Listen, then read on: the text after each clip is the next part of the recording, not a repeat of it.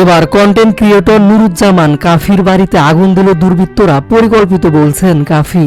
কেঁদে কেঁদে অন্তর্বর্তী সরকারের ওপর ক্ষোভ প্রকাশ করলেন কাফি।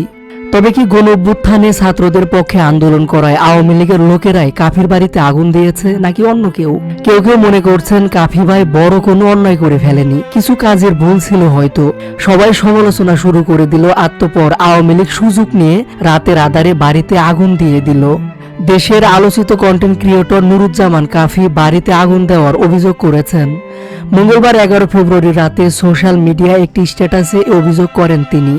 স্ট্যাটাসে কাফি লেখেন, মধ্যরাতে আমার বাড়ি রান্নাঘর সম্পূর্ণ পুড়িয়ে দিয়েছে। কোন দেশের জন্য কাদের জন্য কথা বলেছিলাম, যুদ্ধ করেছিলাম এবং করছি, নিরাপত্তা পাইনি।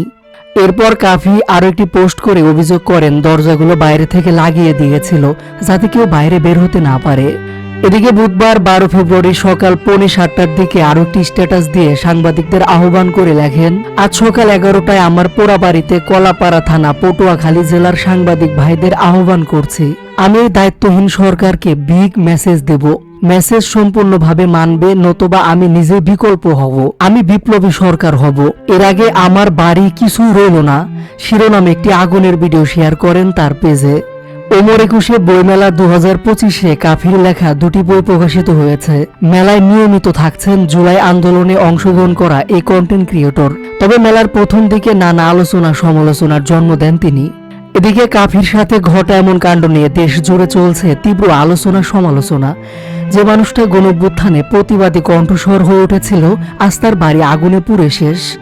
বিষয়টি নিয়ে আপনার মূল্যবান মতামতটি জানিয়ে দিন।